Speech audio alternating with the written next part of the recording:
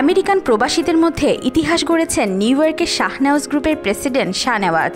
প্রথমবারের মতো তিনি পেয়েছেন জাতীয় পরিচয়পত্র বা এনআইডি কার্ড। তিনি আবার বাংলাদেশ সোসাইটির ট্রাস্টি বোর্ডের চেয়ারম্যানও। তার এই অর্জনের সোসাইটিতে বয়ে যাচ্ছে আনন্দের ঢেউ।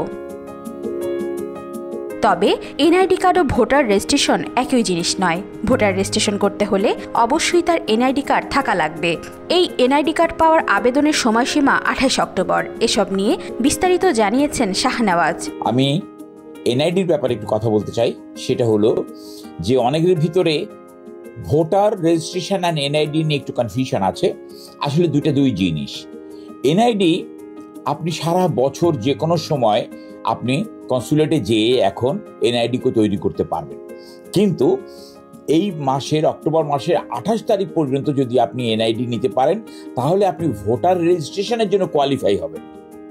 সুতরাং এনআইডি নিলেই যে আপনি ভোটার হচ্ছেন তা না, আপনাকে ভোটার রেজিস্ট্রেশন করতে হবে। করলে আপনি ভোটার হতে পারবেন এবং সেই ভোটার হওয়ার জন্য লাস্ট তারিখ হলো 28 অক্টোবর।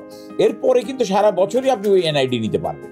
শাহনেওয়াজ নিউ ইয়র্কের বাংলাদেশ কমিউনিটিতে পরিচিত মুখ। তিনি আজকাল পত্রিকার সম্পাদক, golden age home care NOY ইন্স্যুরেন্সের প্রেসিডেন্ট। তার মালিকানাধীন শাহনেওয়াজ গ্রুপের অধীনে আরও রয়েছে beginners driving academy, DMV express service, SSRR properties, courier academy সহ আরও একাধিক ব্যবসা প্রতিষ্ঠান, যেখানে শত শত মানুষের কর্মসংস্থান হয়েছে।